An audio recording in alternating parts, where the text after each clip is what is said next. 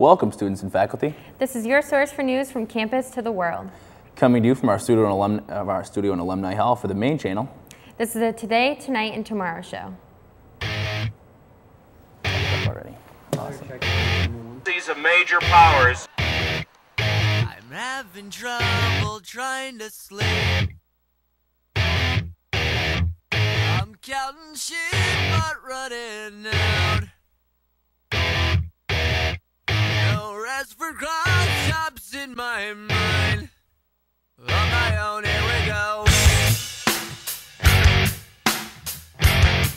Hello, I'm Brian Sullivan. And I'm Caitlin O'Connor. Today we'll take a look at the blood drive happening on campus. And last Monday night, the Orono Town Council made a big move that will have a big effect on students here on campus. We'll also cover the new plan to limit occupants in off-campus residences. And Alex Shihada will let us know what's happening in the world of sports. Plus, we have part one of the Whitney Hodgson with Arel Gordon. But first, a quick glance with the weather with Benjamin Dravella. Well, a little later on in the show, we're going to look to see if this wet and gray conditions, we're going to get any break. And we'll discuss the possibility of the first snow of the season. All that and more a little later. On Tuesday, the university announced that it was searching for a master plan that the university can follow. The school is looking to hire a professional planning and design firm to manage the 600-acre campus and the 208 buildings and facilities. Elaine Clark, Associate Vice President for Administration and Finance, says that they're looking for an assessment of existing campus conditions. She hopes that a definitive plan is created and that it will become a guiding document for the next 20 years. A committee will be created that will review the plan, which Orono and Old Town will be involved in as well. Clark wants Maine to become the most sustainable campus that it can, and that this is a chance to take a step forward. The dangers that can arise in schools are turning out to be worse than you may have thought. Homeland Security Task Force was told Tuesday that many Maine schools still do not have emergency safety plans in place. This puts the students in danger of terrorist attacks or others entering facilities. At a council meeting, many schools expressed the need for funding to implement these types of plans, and the committee is agreeing to help find resources. 2 more meetings are expected to take place this month in order to have new recommendations prepared for legislation as early as next month. Last weekend was Veterans Day, a time to remember those who served and we lost in battle. Friday, the university held a ceremony to honor soldier and graduate. UMaine student Matthew Kutu, a 2004 graduate, was killed last July 27, 2005, by an enemy sniper after graduating from Orono. Kutu was assigned to the 89th Military Police Brigade at Fort Hood. Second Lieutenant Michael Knightley, a fellow cadet in the ROTC program, looked up to Kutu, saying that he was the most motivated guy that we had in the program. Everything he had to get done was done, and he got it done. The Maine Press Association and University of Maine Foundation have established a new scholarship to fund in memory of Kay Hyatt. Hyatt was a journalist and editor before coming to UMaine to work in the Education and Human Development College as communication coordinator. The scholarship was established in May. It was created so that Hyatt knew how much the Maine Press Association respected her and her work. Hyatt passed away November 5th and will be missed by all who knew her. The university is helping out once again with a blood drive. Kanae Kwan has more. November 15th to the 16th, from 10 a.m. to 5 p.m. The blood drive is taking place in the multipurpose room, a lower level of the Memorial Union. Come and give blood and save a life. Kevin Tashro has more. We just got word earlier this morning that their blood production is down, so we really need the students to come out and donate blood and to volunteer. The blood drive is co-sponsored by the Black Bear Volunteers. There are 3 easy steps to give blood. Volunteers will need a picture ID for a registration, give a health history, and undergo a screening test on the 3rd floor and give blood in the multipurpose room. Nicole St. Pierre, a member of UMaine's business fraternity, Alpha Kappa Psi, tells us what it's like to volunteer. Right now we're just handing out flyers, trying to recruit people to come and donate as much blood as we possibly can. And downstairs you can volunteer just by helping, passing out food to the people who have donated blood and that sort of thing too. So. The need for blood donors increases during the holiday season. Heather Babcock has more. The Thanksgiving season is the busiest time on the road, so obviously the need for blood goes up. So we encourage folks who are maybe first-time donors to come out, give it a try, or if you donate just once in a while, to make it a priority to come in and see us around the holiday. I'm Kanae Kwan, the Today, Tonight, and Tomorrow show. Coming up next, the popular Club Ushuaia is closing down, Andrew Eldridge will have a report on that, and we'll hear from those around campus. Don't go away. There is a sport where teams from around the world looks like we got the Brits in round one. Gather to compete. We're gonna put the skitters in your Alan Wickers, you plonker. Do you know what he's saying? Beer Fest.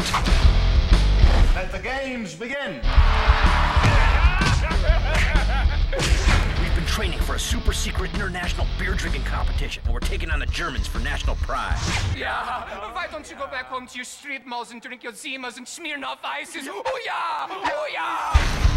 A competition. If we're gonna drink like the Germans, we're gonna need a little help. Where revenge. They want a war? We'll give a war they won't believe. Is best served ice cold.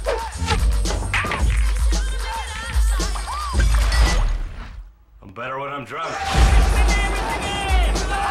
From the geniuses who brought you the phenomenon. Super Troopers. Miss Hops, Miss Burley, Miss Yeast. I think I'll stay away from that one. Comes the motion picture event of the year. It's the greatest beer in all the world. I wish it were winter. We could make it into ice blocks and skate on it. And then melt it in the springtime and drink it. See you in the next round, boys. We are going to spank you. A movie that could only be called Beer Fest!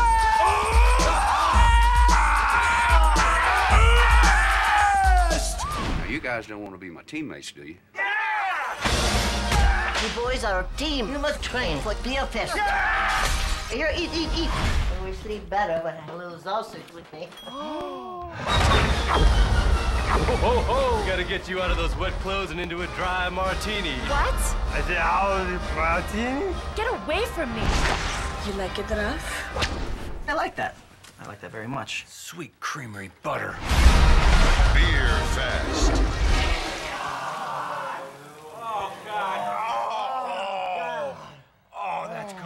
Any resemblance to any persons, places, or events in this movie are purely coincidental and frankly quite sad. If you attempt anything you see in this film at home, you will die. No Germans were harmed during the making of this film. Please drink responsibly and treat all women with respect.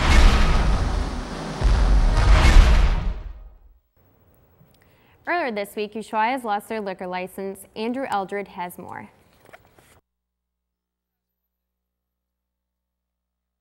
Deny Ushuaia their liquor license, which essentially spells the end to the popular nightclub here in Orono. The council cited over 40 incidents of underage drinking, drug exchanges, and sexual assaults as part of their decision. They want the place to be safe. They want a fun dance club for university students and for whoever. I mean, everybody likes to go to a fun place, a nice restaurant, all the things that Alex has there, the council has no problem with. It's simply the violence that they have a problem with. Make the violence end, and there isn't going to be a problem. Both Ushuaia owner Alexander Gray and University of Maine students were in attendance during the meeting. Senator Bill Parmelo, who passed a resolution through the Student Senate on Tuesday supporting Ushuaia, thinks the closing of the club will increase drunk driving. Tonight was that Ushuaia is very centrally located. You have the university within 10-minute walking distance to any dorm. You have Telmar Woods, you have Orchard Trails, Washburn, various houses right down Park Street. So if someone comes out of Ushuaia and they're really drunk, they can walk home and it's only a 5-7 minute walk. I mean, if Ushuaia closes down and they don't want to go to a bar, they want to go to a house party that's off campus. Now there's the possibility that people are going to think to themselves, because when you're drunk you don't have judgment, oh, I can drive home. You know, it's only a 10-minute drive. I'll just make sure I be safe, you know, which is not a smart decision. Gray was unavailable for comment, so the future of Ushuaia is still unknown. However, one thing is for certain, the taps will cease to flow after Friday, November 17th, and the Ushuaia dance floor. I'm Andrew Eldridge for the Today, Tonight, and Tomorrow show. Students around campus have been talking about this topic all week. Here's what some of them had to say. I think a lot of the violence there, or a lot of the issues there, comes from 18-year-old girls being there. But the whole stabbing thing kind of makes me sketched out. I think it's stupid that they're losing their license, though. I don't think it'll cut down on violence or... My police officer's opinion, the kids need a place to go local, and it's a shame. Yeah, so Ushuaia is apparently, I just figured this out, I didn't even know, it's not even in the paper, that they lost their liquor license, or they're losing it finally, and I'm rather upset. It's a great place to go. I think it's a very safe environment most of the time. But yeah, I think it's I don't know what I'm supposed to say. How do you feel about Ushuaia losing their liquor license? What? How do you feel about Ushuaia losing their liquor license? That doesn't affect me. I can't drink. But if you could drink, would you like it? Probably not.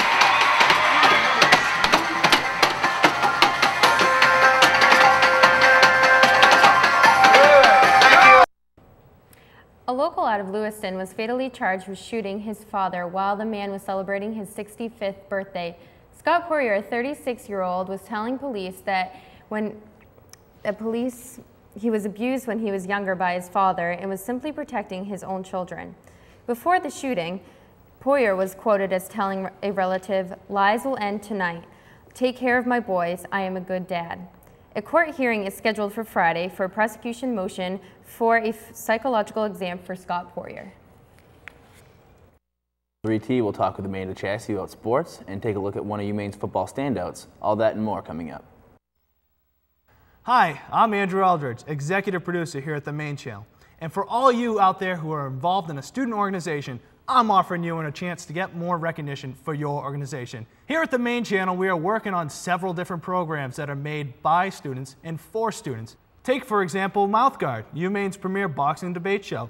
For those sports fans out there, Black Bear Nation has a weekly program that keeps students up to date with what the Black Bears are doing here. And what would any channel be without the news? The Today, Tonight, and Tomorrow show airs live twice a week that focuses on campus news. Like I said earlier, we want to promote your organization, no matter what it is. The Maine Channel Promotions will provide you with commercials free of charge and will place them wherever any of these great shows are aired. So contact myself, Andrew Eldridge, or the Advertising and Promotions Director, Randy Perkins. We can be contacted on First Class, or come on down to the station, 219 Alumni Hall, the Fighting Alumni. So come on down, promotions are free, and don't pass this up. I heard about this company dumping toxins in local rivers, and I called their executives to say stop. But they were too busy counting profits while the rivers are being destroyed, birds and fish are dying, and the local kids are getting cancer. So I organized a huge protest, and we actually got the company shut down. But now half the town's unemployed, and the kids are twice as sick since they can't get health care, since their parents lost the insurance they had when they worked for the company who dumped all the toxins in the first place.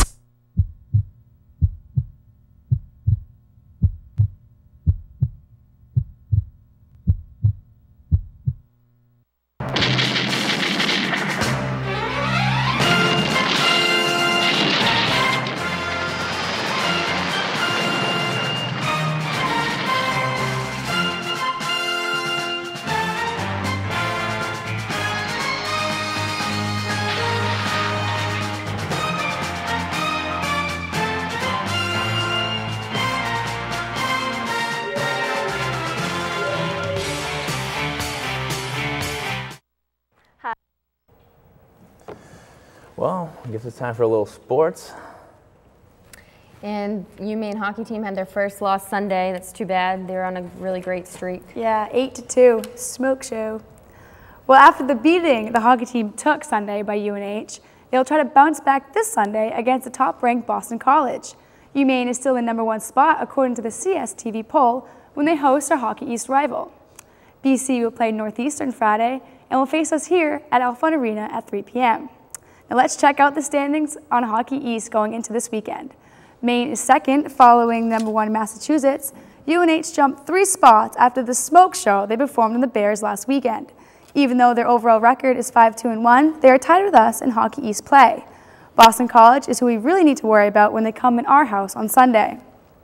Hopefully the football team will have better luck against UNH when they play them in the this weekend at Alfond Stadium. New Hampshire is coming into the game with a 7-3 overall record and a 4-3 in the Atlantic 10. After coming off a 63-21 win against Rhode Island, the Wildcats lead the Atlantic 10 Conference in scoring offense, averaging 38 points per game. But the UNH defense is also allowing about 24 points per game and giving up 322 yards. This weekend's game will feature the Atlantic 10's top scoring offense as well as a second-best defense. Maine has not allowed less than 10 points in each of its last games. The men's basketball team has a rookie that led the team against Idaho State Tuesday night. Mark Jacoby, the freshman guard, scored the game-high 24 points but fell to Idaho 66-57 in the consolation game of the college basketball experience in Milwaukee. Jacoby was 8 of 10 from the floor, including 5 of 7 from the three-point range. The boys traveled to New York to play St. Francis on Saturday afternoon. Boston Celtics had a very impressive game last night with a 114-88 victory over the Indiana Pacers. Captain Paul Pierce was relentless towards the Pacers' D and led the team with 32 points, while Wally Zerbiak added 20. Boston, which led only 47-45 at halftime, opened the third quarter with a 13-1 run. Sebastian Telfair and Pierce exploded on the floor with consecutive three-pointers, pushing the Celtics to a 58-46 lead. The Pacers were held without a basket until a short jumper by Danny Granger with only 5 minutes left in the quarter. Kendrick Perkins and Ryan Gomes of the Seas combined for 24 points and 20 rebounds in the victory. Now, Celtics are 2-6. The New England Patriots began a stretch of 3 straight games against teams from the NFC North Division. They traveled to Green Bay and play the Packers on Sunday at 1 p.m. The Pats are looking to snap their first losing streak since 2002 against a Green Bay team that has won 3 out of the last 4 games. The Pats are still in #1 spot in the AFC after the brutal performance they held at Gillette Stadium against the Jets. Now, our sports correspondent Whitney Hodgkin sat down with their own Orel Gordon.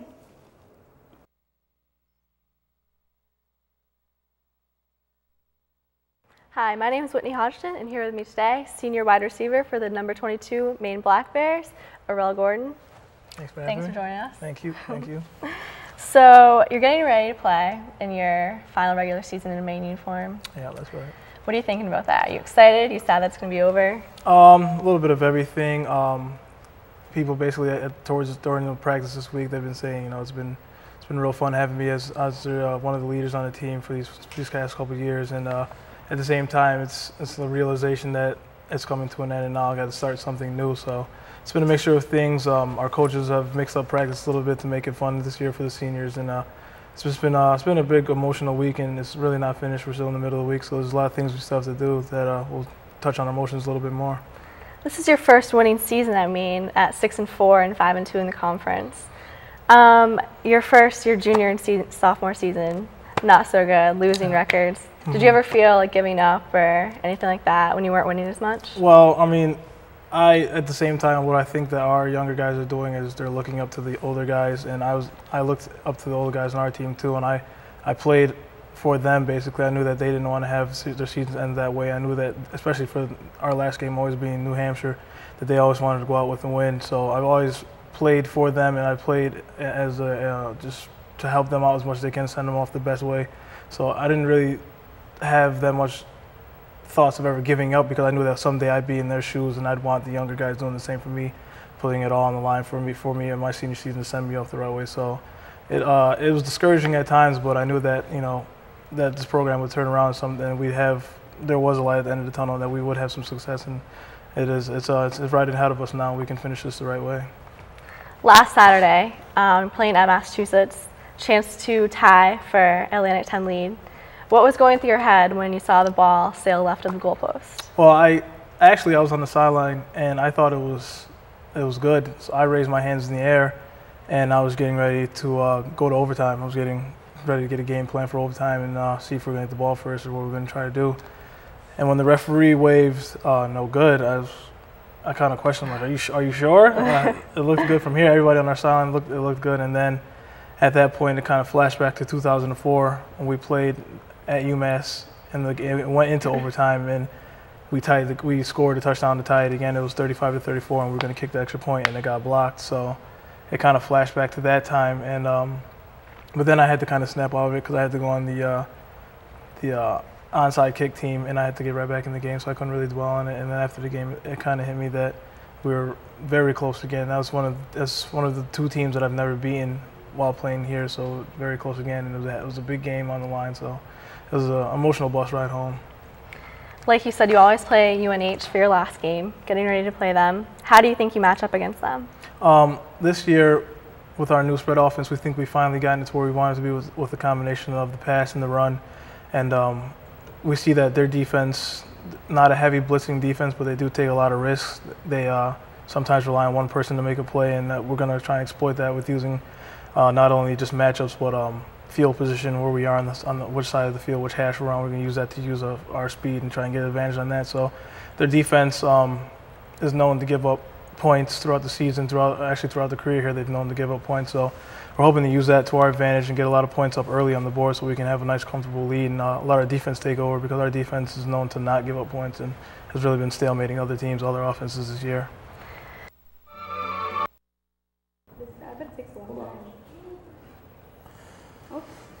Thanks, Amanda, for that check on the sports, and tune in next Monday where you have the second part of Whitney Hausman's Arel Gordon interview. Next, we'll talk with Ben Jarvella about what this weekend's weather will look like. We'll be right back.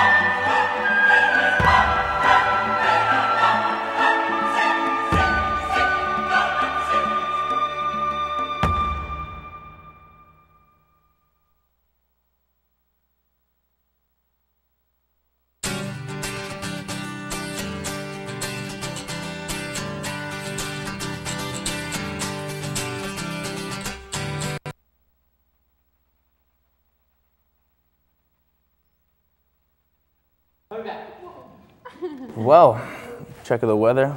Ben, what's the weather going to be like this weekend?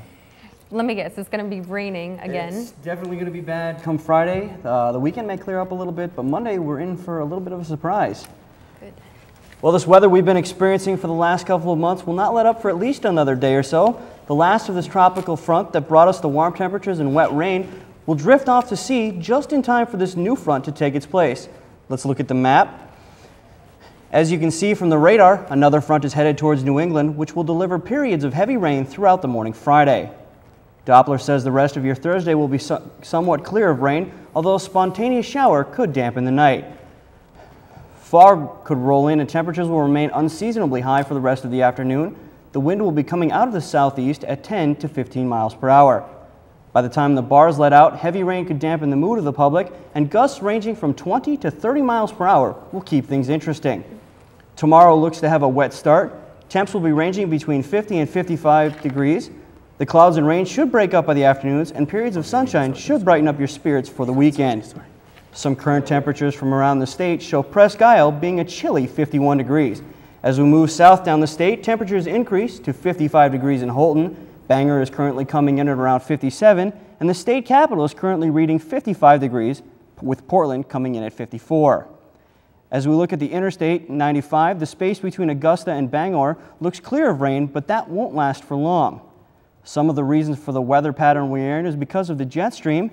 The weekend looks clear and warmer than usual, but when this trough makes its way to Maine, it will bring with it chilly Arctic air.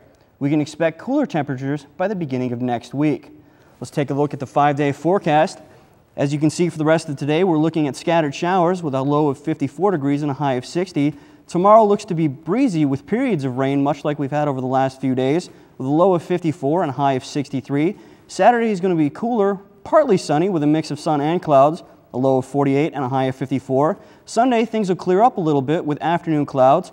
Cooling off, though, with a low of 41 and a high of 47. Monday, we've got a rain and snow shower, the first prediction of the season, with a low of 38 and a high of 44. And that's it for this weekend's weather. Geez, the first snow of the year. First snow. You knew it got to come sooner or later, right? Yeah, that's too bad. Well, thank you. Hopefully there won't be any more rain. And thanks for the weather, Ben. At the end of the month, Fox will air an interview with O.J. Simpson on his new book, If I Did It, Here's How It Happened. The book describes, in O.J.'s words, how he would have committed the crime of killing his ex-wife, Nicole Brown Simpson, and her friend, Ronald Goldman. O.J. was found not guilty in a criminal court, but guilty in a civil court. The two-part interview will air November 27th and 29th. The book will be on sale November 30th. Coming up next, we'll hear from Mark Kelly and how he feels about Ushuaia's losing their liquor license. Don't go away. Escape from Robot Island. We'll take them to the desert, trip the circuits and fry them. Can't stay in Robot Island. These robots are maniacal. Let's beat them up and hide them. Get out of Robot Island. Don't wanna be your robo lunch, your robo canned food blend. Delete Robot Island. You evil R2-D2s, now it's time to meet your end.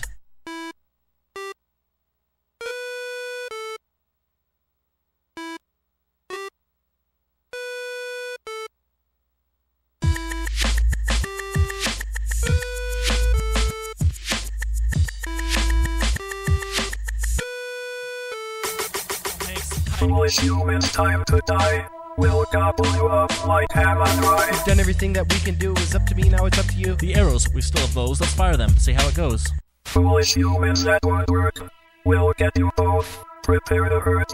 Your blood will drip, your blood will spurt, and you'll be 6 feet under dirt. So this is what it feels like. Tonight, the alternative rock band Guster will be performing at the Maine Center of the Arts once again. Guster has performed here at the University of Maine in 1999. The band is originally from Boston and began in '91 when the bandmates were freshmen at Tufts University. Their latest album, released this summer, Ganging Up on the Sun, and has been awarded the Best Album of the Year on a major label in Boston at the Boston Music Awards in September. Tickets are still available at the MCA box office for $14.50 and for students and $22.50 for non-students. The doors open at 7 and the show starts at 8. For more information, and if you would like to purchase tickets, there are a few left, and the number is 581-175, or visit www.umainetix.com. The annual pilgrimage for a new gaming system officially began on Tuesday. PlayStation 3 fanatics lined up outside the Best Buy in Bangor in hopes of getting their hands on the holy grail of gaming systems. PlayStation 3 goes on sale Friday, November 17th at 8 a.m. Best Buy guaranteed it will have at least 26 systems, however, actual quantities will be a surprise come Friday morning. Customers started lining up at 10 a.m. on Tuesday with their gaming gear in tow, ready to make the Best Buy sidewalk home for the next 3 days. It was actually drizzling, and this tent that you see right here, we didn't have it. We just had like this, just like a sheet, a sleeping bag and a sheet, and it was 4 of us like snuggled up together last night. And then actually this morning we ran to Walmart and got this, and that's how we have the tent. But it was freezing cold last night. I hate pictures. I hate pictures. This gaming frenzy doesn't end on Friday though. The new Nintendo Wii comes out Sunday and is guaranteed to have lines just as long and fans just as dedicated. And now, Mark Kelly will let us know how he feels about Ushuaia's. Ever since I joined the UMaine faculty 2.5 years ago, my friends, both colleagues and students, have been urging me to check out a place called Ushuaia. Now, with the Orono Town Council's rejection of owner Alex Gray's request for a renewal of his liquor license, it looks like I might never get the chance. I know some of you are probably thinking, so what? An old fart like you doesn't belong in a club that caters to the college crowd. And I can't argue with that a whole lot. If Ushuaia closes its doors, it won't matter much to me. And according to an unscientific Maine campus poll, it won't matter that much to a lot of you. But I think in the big picture, it should matter to the campus community and to the little college town of Orono. From the student side, I think it matters because you need something to do. And for many of you, that includes enjoying music and having a couple of drinks. And Ushuaia has provided that. Yes, there have been some scuffles there, which town council members cited as their personal reason for not renewing Ushuaia's liquor license. But as some of you have pointed out, if students no longer have a place like Ushuaia within walking distance from campus, they'll take their blood alcohol level on the road in a car and set the stage for far more serious criminal offenses than a fight. The reaction from the town council members is not unique. The old town-gown relationship is usually a little rocky in most college towns. But enlightened communities work at getting along with the student body because they know it's good for all of them. In fact, the really smart college towns cater to student interests, both material and recreational, because it's good for the economic health of the community. If anything, it seems to me the town of Orono should be encouraging more businesses catering to the things you like to do. The townsfolk have a right to expect those businesses to be properly run, and they have a right to expect that you will behave like civilized human beings when you frequent them. At this point, we haven't heard whether Alex Gray will appeal the council's denial to the Maine Superior Court or just shut down. I hope he goes for it, for the sake of the students, the town, and me. I mean, what the hey, I still want to check it out. Let me know what you think. I'm Mark Kelly on First Class. My voicemail is 581-1943. And thank you, Mark. I know I'm not alone in saying that I would have loved to have seen you bust in a movie, Ushuaias. That's all the news for today. And tune in next Thursday when we'll have the latest news on campus. Thank you and have a good day.